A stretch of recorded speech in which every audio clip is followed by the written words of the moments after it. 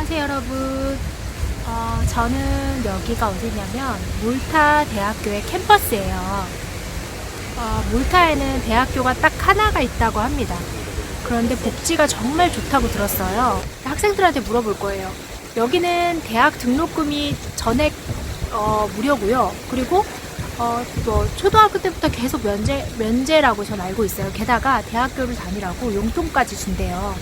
그래서 한번 알아보겠습니다. 진짜인지. So basically it's funded through taxes to the government. We get a small stipend, so we can buy books and stuff like that. University level we get stipend, but for when we are very young, we don't get.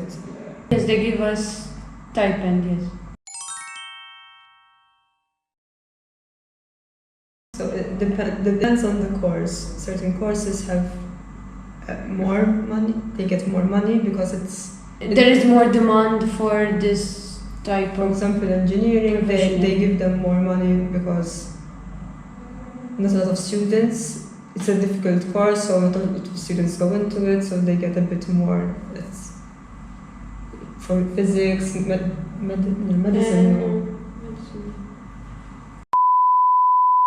Mathematics and physics. It's per month.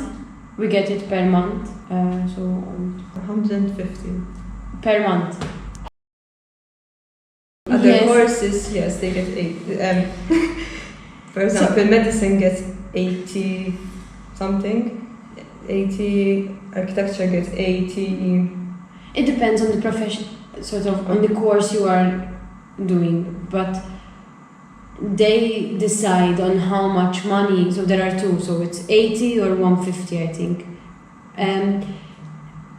It depends on the demand they have for these kind of professions. For example, For medicine. engineering, they need a lot, but we have a lot of doctors in our. There are a lot of people who go into medicine, so the amount is less. For example, for other universities, it's the cost is very high. Doesn't mean that you get more. It's not how difficult the course is. It depends on how many people are there in the course, sort of. Like In our course, medicine, in our we class, have a lot of doctors. We have a lot of, in our hospital, we have enough doctors, let's say that. But for example, we don't have enough nurses. We need more nurses. So the nurses get paid more than the doctors in the university, at university level, of course. So if you go study art, they have the lowest amount. You need to buy a lot of paints, and so that's a bit not exact. Yes, we have free transportation for students. Yes, but that's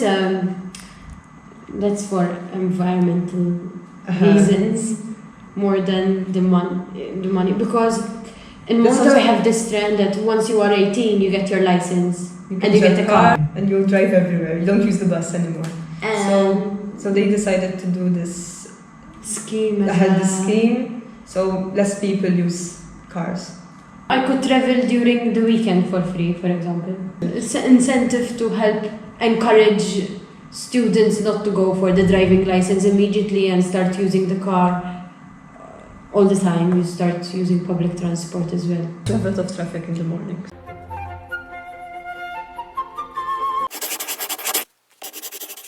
Sixth form, which is college. It's like college. It's like college for the Americans, if you know anything about the American system, maybe. And then we go to university.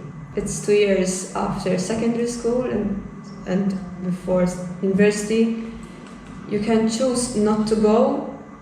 Even university, you don't have to go to university. So you have to go to secondary school, but don't have to go to sixth form.